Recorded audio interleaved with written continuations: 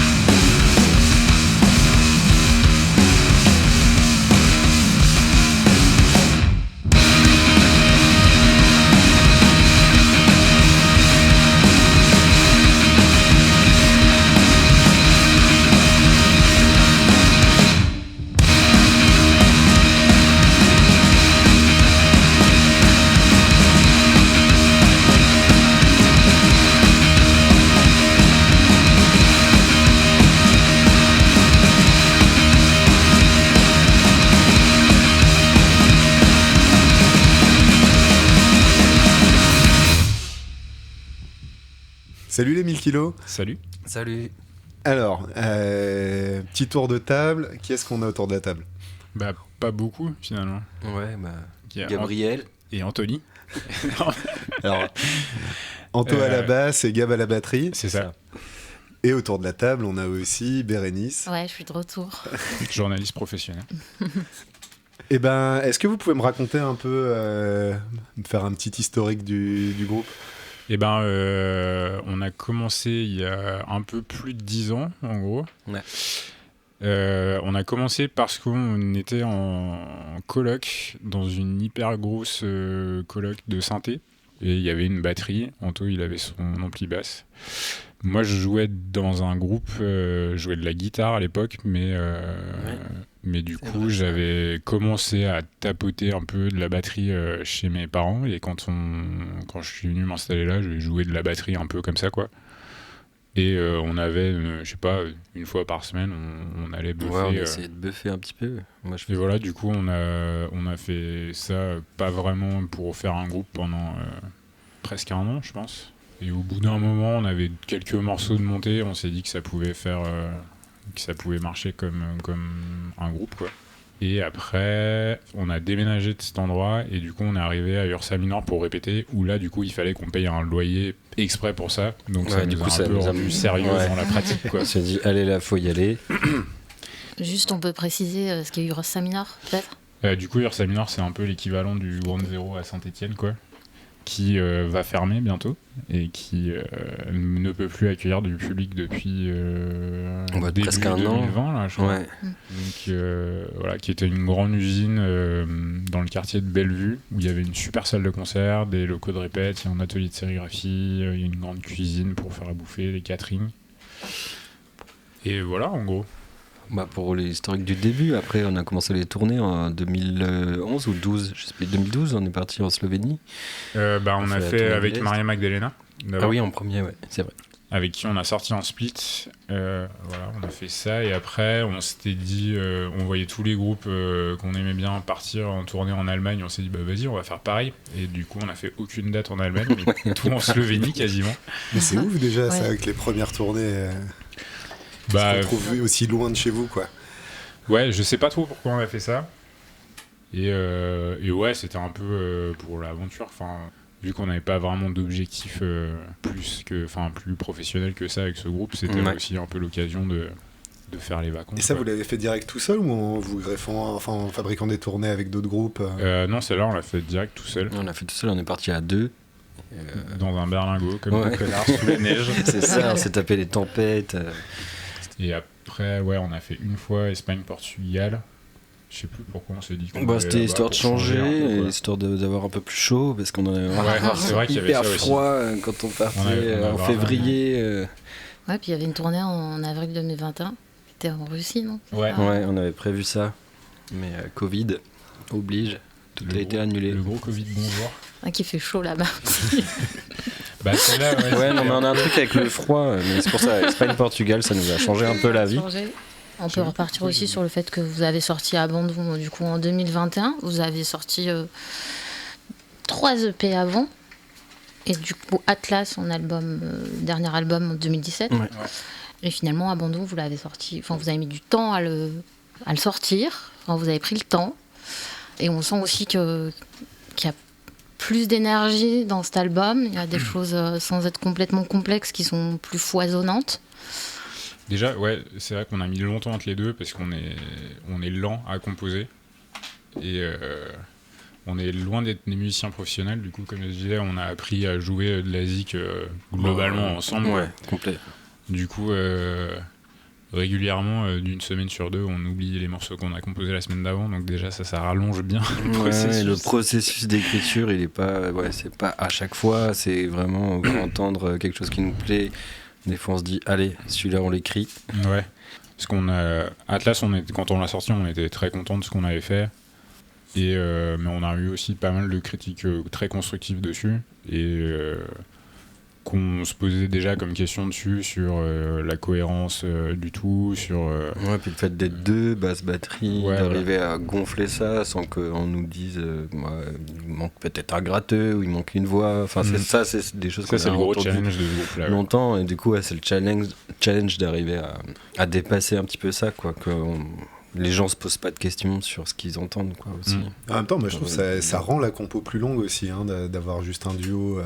Parce que quand t'as du chant, des grattes ou des trucs comme ça, tu peux caler ton basse batterie et parier sur le fait qu'en le faisant tourner 16 fois, il y aura des gens qui raconteront des choses dessus, mais ouais, c'est vrai. Là, c'est à vous de tout faire. Oui, puis du coup, ça rajoute un niveau d'exigence sur les riffs qu'on va faire, même sur qu'est-ce qu'il faut faire comme jeu de batterie, est-ce qu'il faut charger parce qu'il n'y a rien d'autre à côté, ou au contraire, quand est-ce que c'est les passages où il faut rester un peu derrière ou plus droit. Et en gros, on avait dû composer 3 ou 4 morceaux qu'on voulait un peu tester sur la tournée en Russie qui a été annulée. Vu que ça a été annulé, on s'est dit, tant pis, on est parti dans la démarche de studio, où on a fait des pré-productions, du coup, avec l'ingé son qui a enregistré notre album, qui s'appelle Tom Dérin, qui habite à Poitiers, chez qui on a enregistré à Poitiers, et qu'on a fait venir à Saint-Étienne pour... on a fait 2 fois 2 jours, en gros. Ouais. On a enregistré les 4-5 premiers morceaux sur une phase, où on a fait plein de retours avec lui, du coup, parce qu'on a envie qu'il y ait une oreille extérieure plus sur cet album, qui soit impliqué sur... il était presque là en tant que producteur, en tout cas à l'écoute, nous apporter des conseils aussi, parce que il connaît bien un peu le style, le milieu, quoi. Ouais, et du coup on avait enregistré la moitié du disque en gros sur une première session, et ça pouvait aussi nous décharger mentalement de ça. Bon, c'est bon, ils sont écrits, ils sont enregistrés, si on veut revenir dessus, on a une trace propre. Et ça nous a permis d'aller enregistrer, d'aller composer la suite, quoi.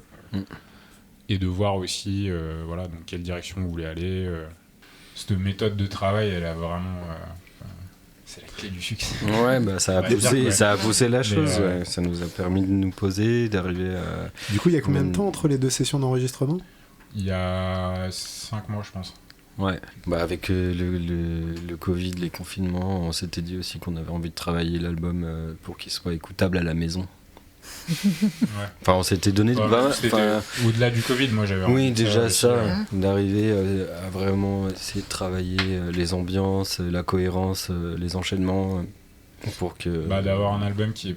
peut-être moins live, il y a peut-être moins d'énergie live... au final, moi j'avais envie qu'on se limite pas du tout à ça. Est-ce qu'on est capable de faire ça en live, tu vois, genre ça m'aurait pas du tout dérangé qu'on fasse des arrangements avec je sais pas, du piano ou des guitares, des trucs comme ça, pour que ce soit le disque en soi, et le live c'est quelque chose de... ça va être les mêmes morceaux mais c'est très séparé, et au final on a fait un truc qu'on peut encore plus jouer que Atlas. C'est vrai. Mais du coup, moi, je trouve que le dernier album, en lisant un petit peu les chroniques, et choses comme ça, il y a beaucoup de références au fait qu'il soit plus électro. On l'a un peu vendu, dans le petit texte promo qui accompagnait le disque, on parlait un peu du fait qu'on avait été inspiré par La Jungle. Mais on dit aussi que du coup on n'a pas vraiment réussi à faire ça, quoi. Ouais, il y avait un objectif comme ça, passé un moment où on était bien inspiré techno. Après, il y a quand même 2 éléments que j'entends dedans. J'ai l'impression d'entendre plus de nappes que ce que vous faisiez avant, plus un côté ambiant qui vient planer au-dessus du basse batterie, et qui, moi, me rappelle un peu des trucs d'électro.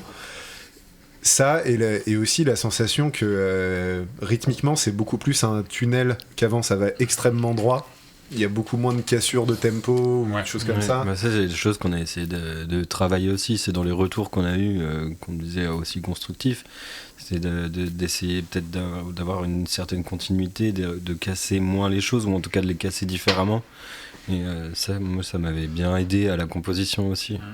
Oui, l'idée c'était que ce soit plus fluide, de pas forcément ce que je disais tout à l'heure, on fout partout pour en foutre partout, et en fait ça marche aussi bien d'avoir des passages avec un kick sur tous les temps, et Même si on a un groupe qui fait du noise rock avec des trucs où c'est presque du métal, bah c'est pas grave en fait de s'autoriser ça, quoi. Et je pense que ça aide aussi les morceaux à être plus digestes, et c'est pas forcément de la compromission de faire ça, quoi. C'est la meilleure musique que ce qu'on faisait avant, quoi. Puis il y a beaucoup de loopers aussi qu'on utilisait beaucoup moins avant. Ouais, on a appris à maîtriser ça aussi, ouais. Et du coup, ça ouvrait beaucoup de possibilités, quoi. Dans la limite de ce qu'on était capable de jouer, mais du coup, ça permettait d'avoir plus de lignes mélodiques, enfin, je pense que ça concrétisait un peu plein de trucs qu'on avait dans nos têtes, de ce qu'on voulait, de ce qu'on imaginait que le groupe puisse être. Mais j'imagine que ça rend les choses plus compliquées sur scène aussi, le looper. Bah, c'est plus casse-gueule sur scène. Après, du coup, vu qu'on n'a pas fait de concert pendant 1 an et demi et qu'on a pu consacrer ce temps-là à faire que bosser pour le disque, et ben on a un peu plus apprivoisé le truc et maintenant on y arrive à peu près bien, quoi. Ouais. Mais oui, c'est sûr que c'est bien moins. On est bien moins flexible qu'avant, où si on avait envie de rajouter 10 BPM entre le début et la fin du morceau, c'est tant pis, quoi. Là maintenant, il faut que j'écoute ça apporte aussi plus de concentration, mais du coup, ça apporte des lives qui sont de manière générale assez déjà structurés, mais parce qu'on travaille aussi comme ça, mais plus propre sur certaines manières de faire, quoi. Et tout à l'heure, tu parlais de Ursa, etc., enfin, le fait que vous venez de Saint-Thé. Est-ce qu'on pourrait parler aussi de la scène un petit peu à Saint-Thé, de ce qui s'y passe? Parce que nous, de Lyon, on voit quand même qu'il s'y passe 2-3 petites choses, qu'effectivement, il y a Ursa qui va fermer, que c'est pas une petite chose non plus. Ça, c'est sûr. En ce moment, c'est assez mort quand même. Il y a plus beaucoup. On a rarement vu aussi mort, quoi. Enfin, moi, avant, tous les week-ends, j'avais un truc à faire, et là, ça a toujours un peu. Moi, j'ai l'impression que ça a toujours un peu marché par vague, quoi. Ça doit faire 15 ans maintenant que j'habite là.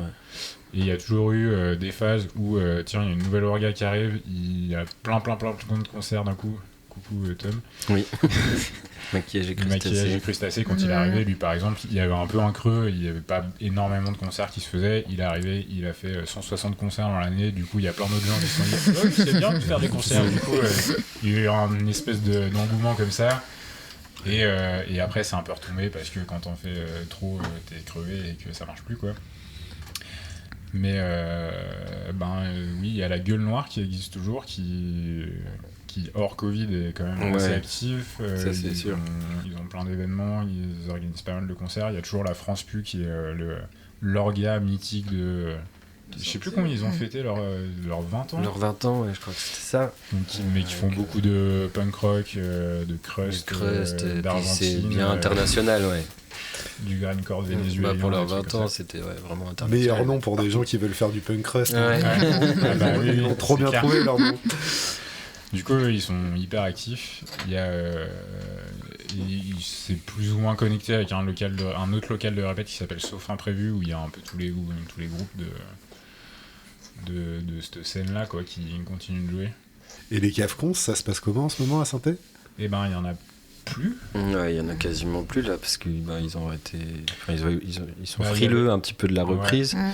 Il y a l'entrepôt qui était un peu le lieu du centre-ville, qui était très cool pour faire des concerts, qui là a pas trop repris sa prog, parce qu'il est sur la place qu'on appelle le Triomphe des Bermudes à Saint-Thé, où il y a 4 ou 5 bars qui sont assez dynamiques, et du coup il y a tout le temps les flics là-bas, donc là faire des concerts en temps de...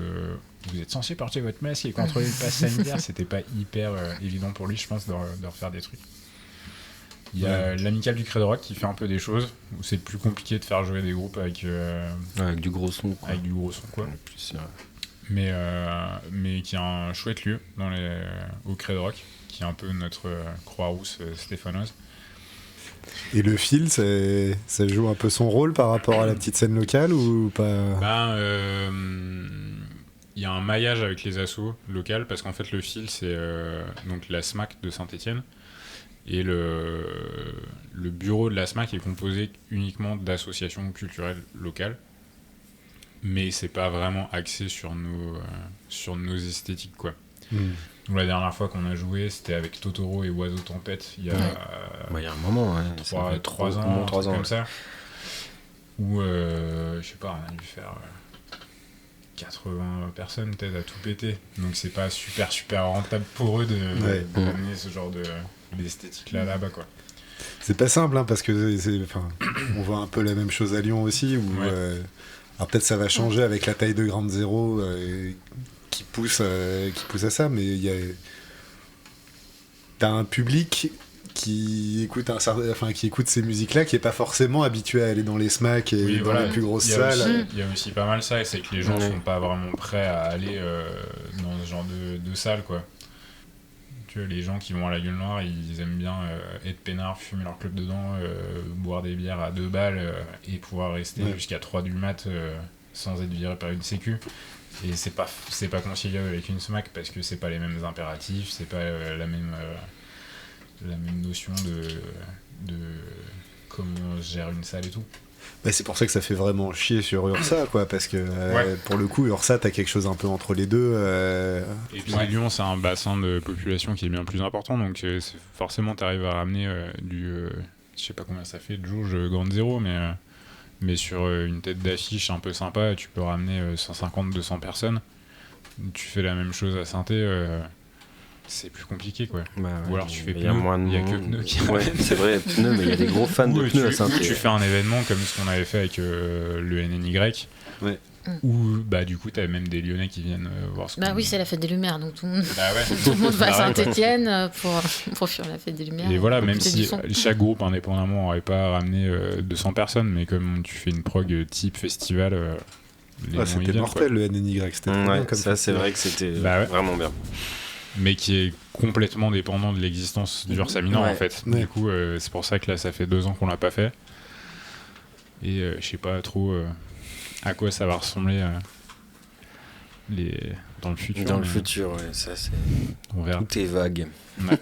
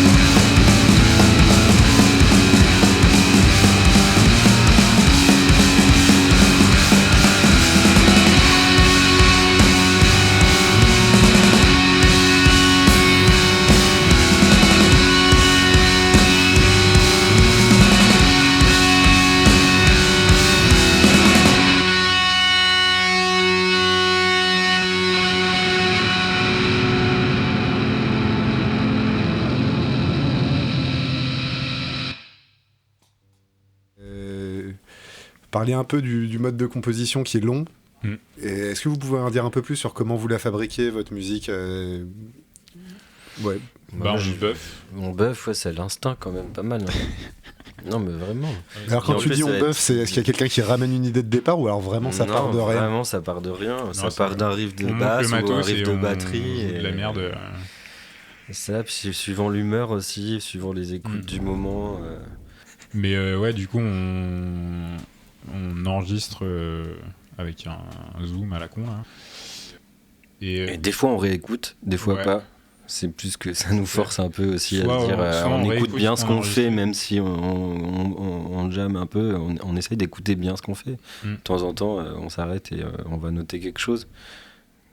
Ouais, c'est ça, on va récupérer. Soit on est au milieu d'un truc qui marche bien, du coup on s'arrête, on se dit tiens, ça c'est cool, on le note et on verra dans quoi ça se retrouve. Soit on enregistre et après on réécoute, on se dit ah oui, tiens, ce passage, ça c'était pas mal, vas-y, on essaie de le refaire. Ouais, puis après et c'est on reste beaucoup sur du puzzle en fait. Ouais. Puis on reste sur des ambiances, enfin on sélectionne aussi sur des ambiances, des choses comme ça quoi.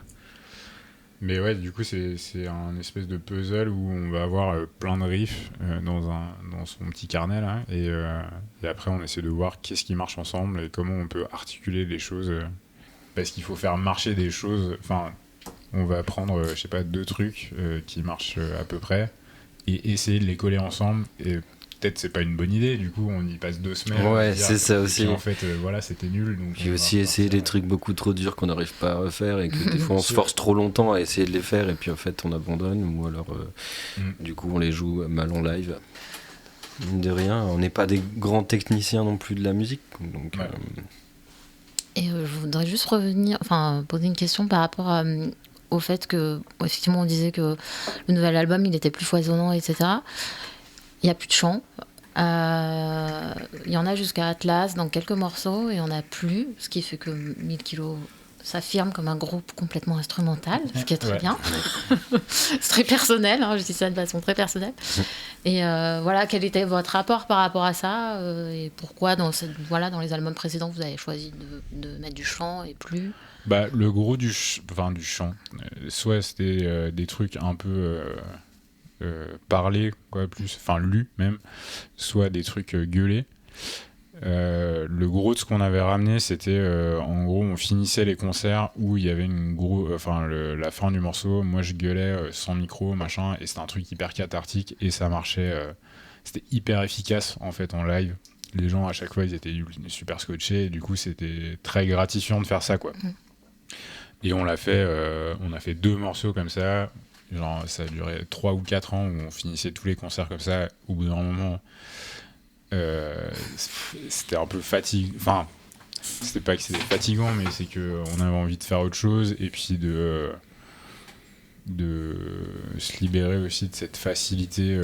Ouais, pour nous c'était un petit peu le truc qui revient, on sait que ça marche, du coup on l'utilise et on le faisait. Et après t'avais des textes, enfin t'écrivais un petit peu avec l'université, on avait un peu des pratiques, un peu de la performance avec du texte, du son. C'est vrai que ça venait aussi. Et ça venait de là. Après je t'ai dit de la fermer. Et finalement, en fait, dans Abandon, en fait, il y a une forme d'affirmation de non, finalement, on a un groupe instrumental et. Ouais, mais la question s'est pas vraiment posée. Enfin, si, on s'était dit, on n'avait pas tous les deux pas envie de remettre du chant, quoi. Ouais, et puis de refaire encore la formule, parce qu'on a aussi un petit peu d'éthique de pas de composition, mais de structure. Avec cette histoire de continuité, d'un début, une fin aussi. On aime bien finir les sets et les albums avec quand même des choses assez imposantes où on essaye d'aller plus loin ou de se lâcher un peu dans le truc. Et ouais, le truc de la voix, c'était un peu un gimmick qu'on avait un peu épuisé finalement. Ouais. Enfin, puis on s'est assagi, on est un peu moins énervé, on a vieilli. Ça dépend des jours, mais. Ouais. Non, il y avait ça aussi, ouais, comme tu disais, la cathartique, quoi. Venir gueuler, c'était cool aussi. Après, Abandon, c'est très cathartique aussi. Hein. Oui, voilà, mais du coup, on a. Il n'y a pas besoin du chant finalement. Non, il n'y a pas la fin de besoin. Elle reprend complètement la même architecture, quoi, mais on a juste enlevé ce truc-là, quoi. Et puis comme ça nous évite d'avoir des chroniques de mecs qui nous disent « Ah bah c'était super la voix sur la fin, pourquoi vous en mettez pas partout ?» Voilà.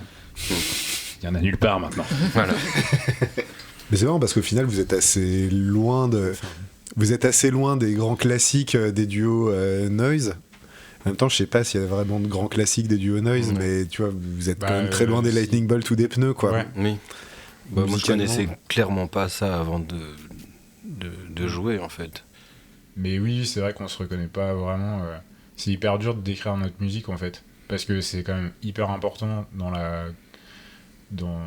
qui on est, le fait qu'on a un duo. Du coup, t'as forcément envie de te comparer à d'autres groupes comme ça.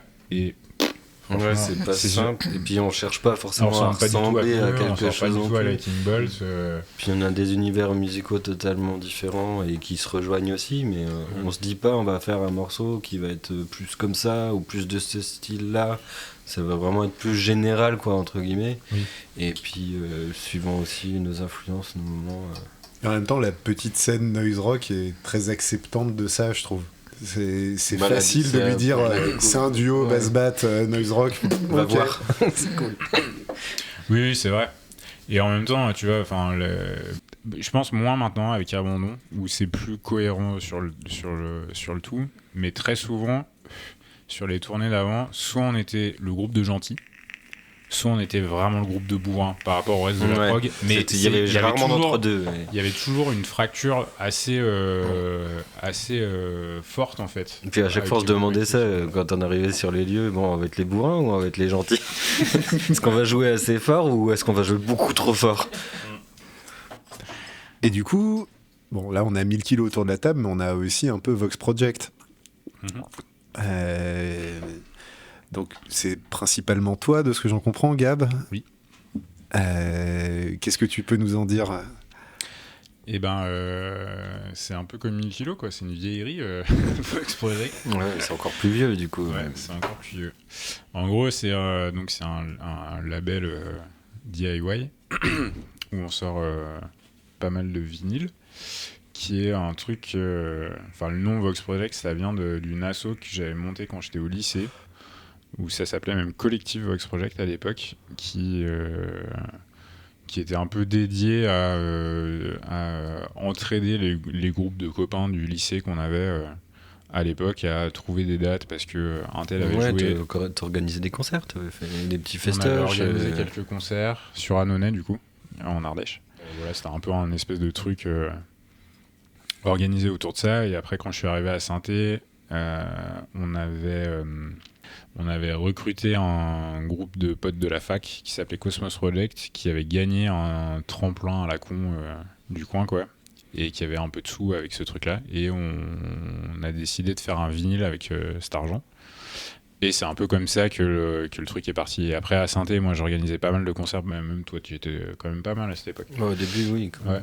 Où on a organisé des concerts à Saint-Étienne. Du coup, on a fait venir pas mal de groupes. Il y a quelques connexions qui sont faites. Donc, il y a des groupes qu'on a sortis. Genre Puzzle, par exemple. C'est un groupe de post-rock de Laval, qui est un des premiers groupes qui venaient pas du coin ou qui n'étaient pas des potes vraiment à la base qu'on a sortis. Cosmos.